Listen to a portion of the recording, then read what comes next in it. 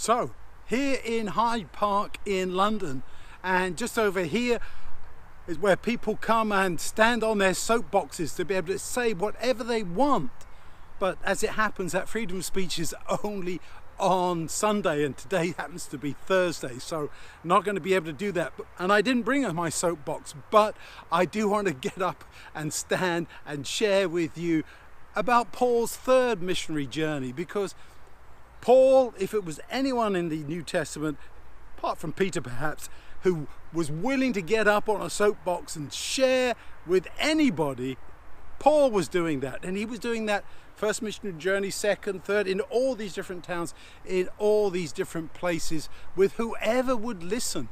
And that to me is the great perspective that we should be taking away from these different journeys. Yes, it's interesting to look at the map, see which way he went, how he got there. Luke describes it in great detail, tells us about the boats they took, even gives them the names even at times. But here, as we look at Acts 18 through 21, let's look more at the content of what Paul is really trying to achieve. And before we get to that, there's a brief little sideline, as I put in the notes, about Apollos.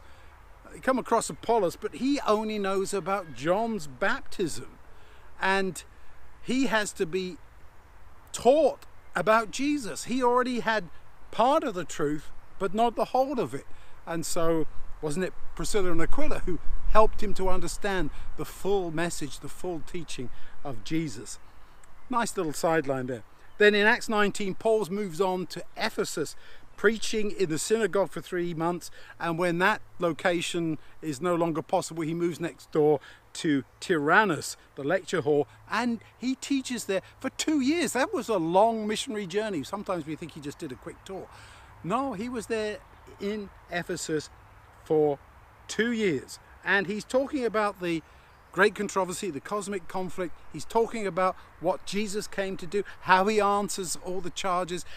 You can imagine all that he would be talking about for those 2 years that he spent there talking to the people. Then he decides to leave, Acts 20, makes his way back through Macedonia, part of what we call Greece today, back to Troas, where of course we have that miracle of raising Eutychus, the young man who fell asleep during Paul's preaching. Happened then, happens now, not with such fatal consequences, I hope, but Paul doesn't want it to end on that sad note, and Eutychus is raised from the dead.